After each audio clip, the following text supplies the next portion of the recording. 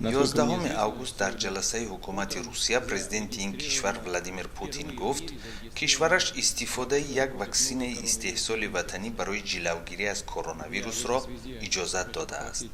озмоиши клиникии ин ваксина анҷом наёфтаву маълумот дар бораи он дар расонаҳо нашр нашудааст. дар саросари олам беш аз 100 ваксинаи коронавирус озмоиш мешавад. дар байни он камаш 4 ваксина дар марҳилаи сеюми озмоиш қарор дорад, яъне таъсири он дар ҷисми инсонҳо тафтиш мешавад. бар пояи меъёрҳои созмони ҷаҳонии тандурустӣ одатан марҳилаи сеюм ҳазорҳо нафарро дар бар гирифта чанд моҳ давом мекунад. русия аввалин кишвари олам аст ки расман ваксинаи коронавирусро ба қайд гирифт. донишмандон дар русия ва берун аз он ба ин иқдом бо шубҳа менигаранд, зеро ин ваксина аз марҳилаи сеюми озмоиш нагузаштааст.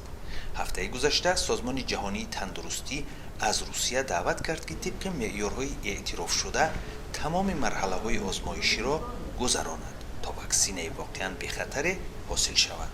аммо Путин исрор меварзад ки ваксина бехатар аст ва гузаронидани он бо ризоияти ҳар фард сурат хоҳад гирифт. президенти русия меафзояд: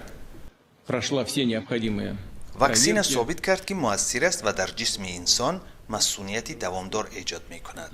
ба яке аз духтаронам ин ваксинаро гузарондаанд ва ӯ худро хуб ҳис мекунад.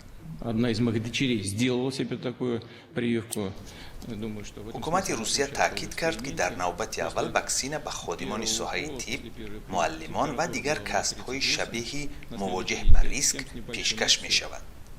тибқи омори донишгоҳи амрикоии ҷон ҳопкинс, дар русия наздики 860 000 нафар гирифтори коронавирус ё худ бемории COVID-19 буда, беш аз 14 300 нафар аз ин беморӣ ҳалок шудаанд.